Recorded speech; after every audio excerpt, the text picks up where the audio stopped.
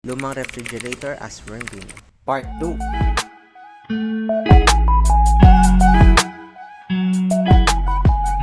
So ano bang plano namin? Bakit kami kumuha ng old ref na to? So itong old ref na to is currently nasa experimental phase pa lang. I-check namin kung okay ba itong kulungan ng mga worms, and at the same time makapag-produce kami ng mas maraming worms at mas maraming worm casting. Na divided siya sa 2 compartment. Itong compartment na to is gagamitin ko siya for testing purposes muna habang hindi ko pa sure kung okay ba siya o hindi.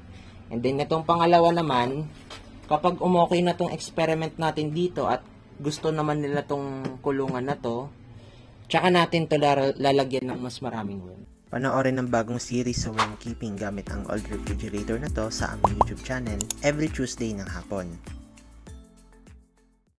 Follow us at AgriNeedPH.